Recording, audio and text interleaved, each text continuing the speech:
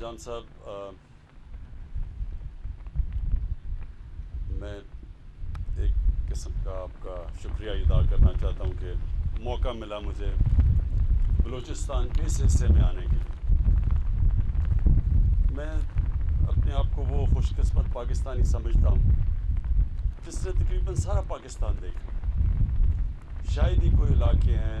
جدھر میں نہیں گیا، لیکن بلوچستان میں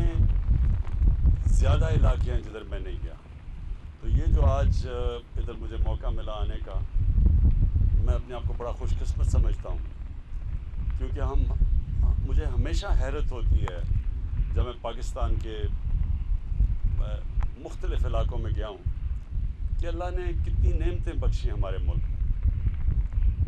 یہ ایک کتنا بڑا اللہ کا تحفہ ہے پاکستان۔ لیکن ساتھ ساتھ مجھے یہ افسوس بھی ہوتا ہے کہ جو اللہ کی اس نعمت سے ہمیں انصاف کرنا چاہیے تھا وہ ہم نے نہیں کیا۔ ہمیں اللہ نے تو اپنا تحفہ دے دیا،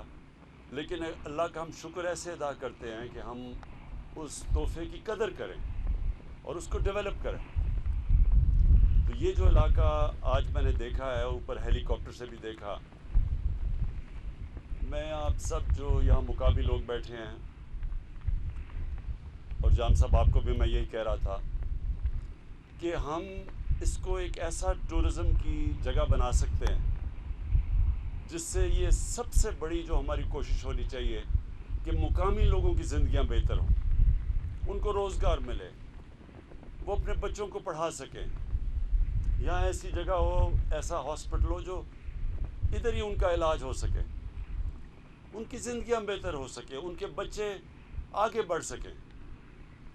تو یہ سب سے پہلے ہماری ذمہ داری ہوتی ہے گورنمنٹ کی کہ ہم اپنے لوگوں کی زندگی بہتر کیسے کر سکتے ہیں، اور سب سے پہلے ان کی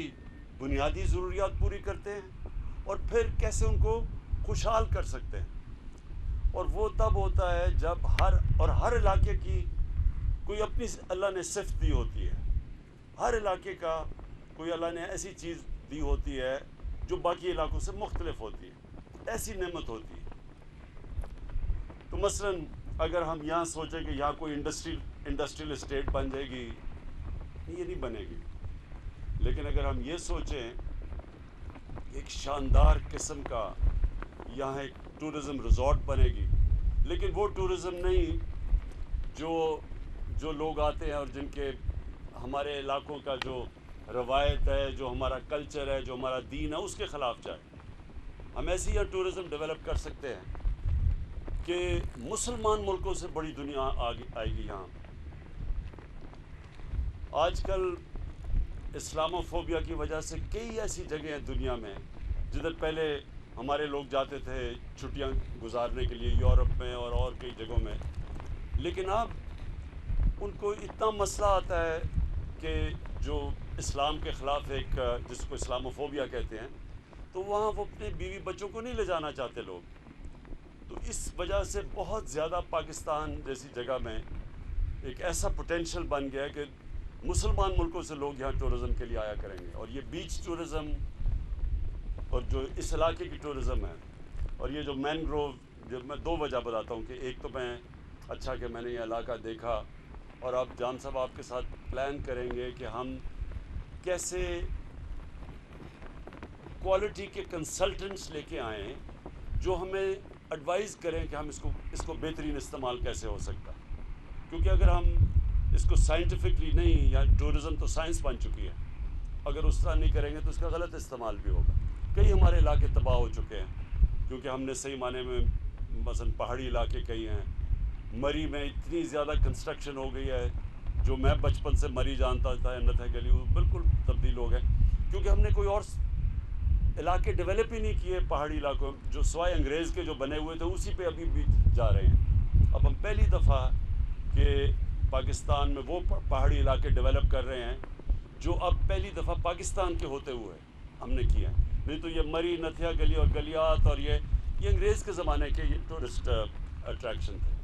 کیونکہ انگریز کو یہاں سب سے بڑا مسئلہ تھا گرمیوں کا، تو اس نے صرف پہاڑی علاقے ڈیولپ کیے، لیکن یہ جو ساری کوسٹ لائن ہے یہ کبھی انگریز ادھر نہ آیا نہ یہ ڈیولپ ہوئی، تو ہمارا کام ہے اس کو ڈیولپ کرنے کا۔ جان صاحب ایک تو انشاءاللہ اس کو as a tourism centre develop کریں گے، یعنی ٹورزم کے علاقے ڈیولپ کریں گے، یہاں سے لے کے گوادر تک جو مختلف خوبصورتی ہے علاقوں کی۔ جو میں آیا ہوں دوسری وجہ وہ یہ ہے کہ یہاں کے جو آپ کے مینگروو ہیں، یہ اندر سمندر کے اندر جو جنگل ہو گئے ہوئے ہیں، یہ ہم بڑے خوش قسمت ہیں کہ کیونکہ ہم دنیا میں اب وہ ملک ہے جس نے بہت آگے نکلے ہوئے ہیں اپنے ملک کو یہ جو موسم کی گرمی جو دنیا میں آ رہی ہے اس سے بچانے کے لیے۔ آپ کو پتہ ہونا چاہیے IPCC کی ایک رپورٹ آئی ہے، دنیا کے ٹاپ سائنٹسٹ نے بڑی بڑی ریسرچ کر کے انہوں نے رپورٹ دی ہے کہ دنیا کا جو موسم ہے وہ اس تیزی سے گرم ہو رہا ہے کہ دنیا میں کئی علاقوں میں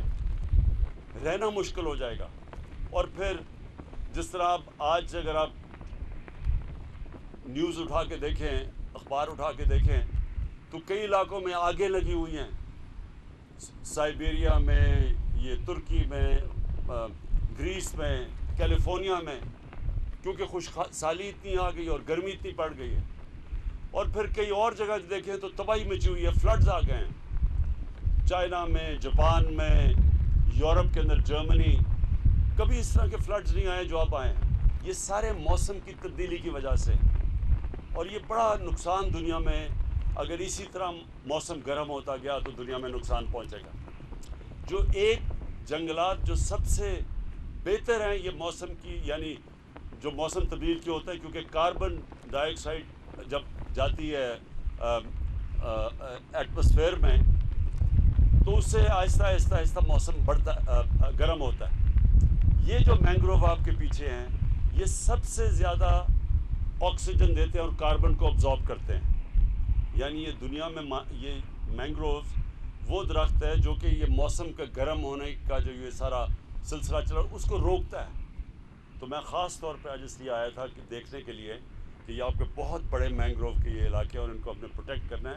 ان کا حفاظت کرنی ہے اور ان کو بڑھانا بھی ہے۔ تیسری چیز کہ بلوچستان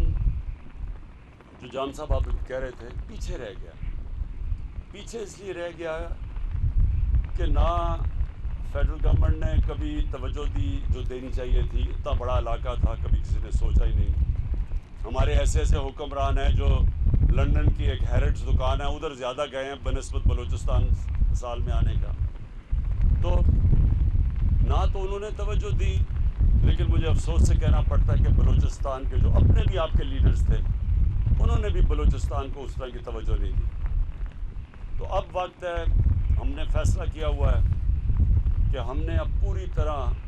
بلوچستان کو اب ہم نے آگے لے کے آنا ہے، اور انشاءاللہ جس طرح کی اب ہم پیسہ خرچ کر رہے ہیں بلوچستان میں، ابھی جو آپ نے بتایا جان صاحب کہ جو ہم ٹوٹل خرچہ اس وقت تقریباً کبھی پاکستان کی تاریخ میں اتنا تقریباً 1000 ارب کبھی پاکستان کی تاریخ میں بلوچستان میں نہیں خرچ ہوا۔ یہ ہم خرچ اس لیے کر رہے ہیں کہ ہم سمجھتے ہیں کہ بلوچستان ڈیولپ ہوگا، پاکستان ڈیولپ ہوگا، لیکن بلوچستان میں لوگ پیچھے رہ گئے ہیں، غربت ہے، اور ہماری سب سے بڑی کوشش ہونی چاہیے کہ سب سے پہلے لوگوں کی بنیادی ضروریات پوری کریں اور پھر خوشحالی کی طرف جائیں، اور بلوچستان ڈیولپ ہوگا۔ بلوچستان میں اللہ نے بڑی مدنیات، بڑی دولت دی ہوئی ہے، وہ اس کے اوپر بھی ہم پلان بنا رہے ہیں کہ ہم کیسے مدد کریں بلوچستان کی، یہ جو آپ کی جو ریسورسز آئیں، اتنا بڑا علاقہ ہے، جیسے جیسے یہ آپ کے ریسورسز ڈیولپ ہوتی جائیں گی لوگوں کے لیے بھی خوشحالی آئے گی آپ کے علاقے میں۔ بڑا علاقہ ہے، پیسہ زیادہ چاہیے ڈیولپ کرنے کے لیے، اور انشاءاللہ جب آپ کی جو نیچرل ریسورسز نکلیں گی تو آپ کا یہ جو بڑا علاقہ ہے اس کے لیے بھی وہ سب خرچ ہوگا اور وہ سارا ڈیولپ ہوگا۔ میں آخر میں آپ سب کا اور یہاں اتنی دور آنے کا میں آپ کا شکریہ ادا کرتا ہوں، اور میں پھر سے یہ سمجھتا ہوں کہ یہ مجھے میں خوش قسمت ہوں کہ مجھے موقع ملا ادھر آ کے اور آپ کا یہ خوبصورت علاقہ دیکھنے کا۔ شکریہ۔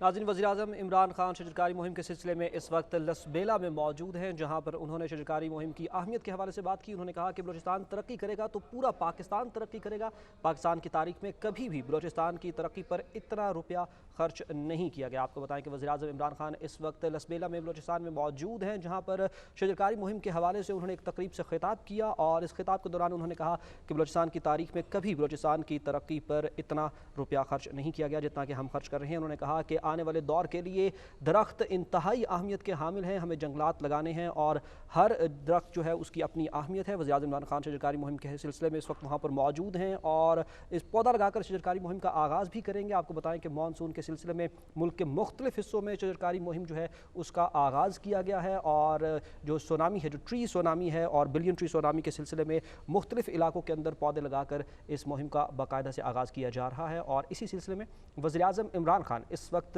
बलूचिस्तान में लसबेला के मकाम पर मौजूद हैं और उन्होंने पौधा लगाकर इस हवाले से आगाह किया और जो हमें मकामी कारकुन और अफराद थे उनके साथ भी बातचीत की।